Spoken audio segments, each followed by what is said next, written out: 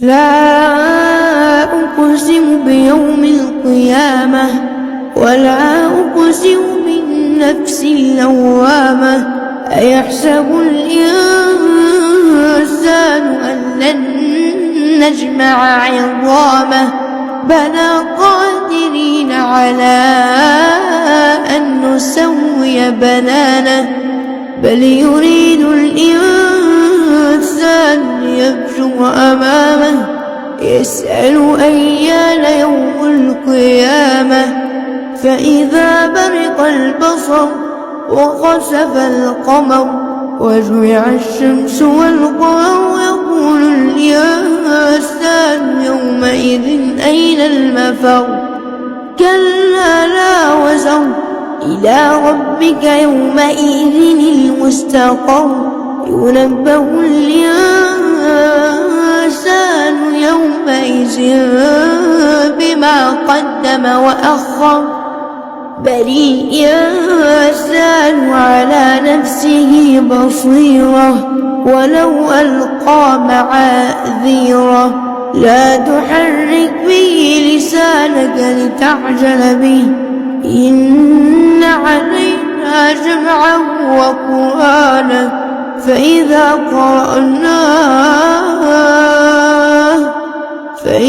قرأناه فاتبع قرآنه ثم إن علينا بيانه. كلا بل تحبون العاجلة وتذرون الآخرة وجوه يومئذ ناظرة إلى ربها ناظرة ووجوه يومئذ باسرة تظن أن يفعل بها فاقرة.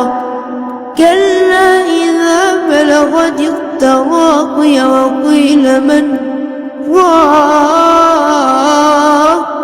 وظن أنه الفراق والتفت الساق بالساق إلى ربك يومئذ المساق. فلا صدق ولا صلى ولكن كذب وتولى ثم ذهب إلى أهله يتمطى أولى لك فأولى ثم أولى لك فأولى. أيحسب الإنسان أن يترك سدى ألم يكن نطفة من مني يمنى ثم كان علقة فخلق فسوى فجعل منه الزوجين الذكر والأنثى أليس ذلك بقادر على أن يحيي الموتى صدق الله العظيم.